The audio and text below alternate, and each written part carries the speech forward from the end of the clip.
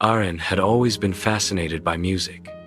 From the moment he could hold a guitar, he felt a connection that transcended words. His fingers danced across the strings as if they had a life of their own, weaving melodies that could stir the heart.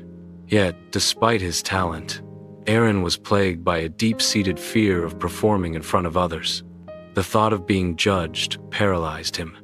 Even when his family encouraged him, he would only play when he was alone, allowing the music to exist solely within the quiet walls of his room. The village where Arin lived was small, and the people were quick to notice talent, but also quick to dismiss those who faltered. Whenever Arin tried to share his music publicly, his hands would tremble, his voice would falter, and he would flee, retreating to the safety of solitude. The villagers, unable to understand his hesitation, began to doubt his abilities. Some even laughed, saying he would never amount to anything. For Arin, each failure reinforced the voice of fear in his mind, whispering that he was not good enough. One afternoon, while wandering through the town square, lost in thought, Arin met Mr. Sorin, a seasoned musician who had traveled far and wide. Mr. Sorin had the air of quiet confidence that only comes from experience, and his eyes seemed to see into the depths of a person's potential. Observing Arin's nervous attempts to play for a few children, he approached him. "You have a gift, Mr. Sorin said gently. "But a gift is worthless if you are too afraid to share it. Courage, young man, is not the absence of fear, but the willingness to act in spite of it." Arin listened intently, unsure if he could believe it. "Mr. Sorin continued, take small steps. Start with one person, then another. Every note you play in the face of fear is a victory. Fear is not your enemy. It is the doorway to growth." Inspired by Mr. Sorin's words, Arin resolved to change. Arin began by playing for his younger sister, who smiled and clapped without judgment.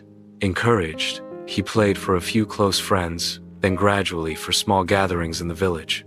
Each performance, no matter how brief or imperfect, strengthened his confidence. Arin learned to focus not on the fear that gripped him, but on the joy that his music could bring. Slowly, the once paralyzing anxiety began to give way to anticipation, and the trembling of his hands turned into deliberate movement.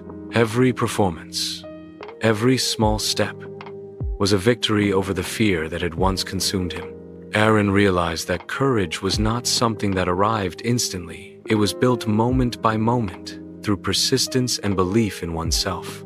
Months later, the village organized its annual festival, inviting performers from all around. Arin, now steadier in his resolve, was given a spot on the main stage. As he walked forward, his heart raced, but he recalled Mr. Sorin's words.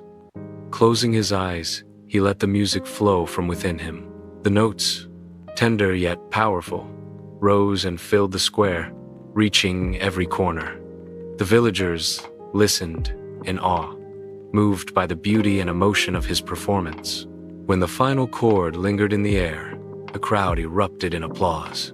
Arin stood on the stage, realizing that the fear that had once defined him had been transformed into courage. In that moment, he understood that talent alone was not enough.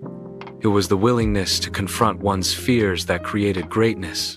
From that day forward, Arin continued to play, not just for himself, but to inspire others who had dreams but were too afraid to pursue them. He had discovered the most valuable lesson of all.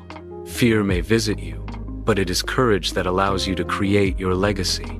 Through perseverance, small steps, and belief in his own potential, Arin had transformed not only his life, but also the hearts of those who witnessed his journey.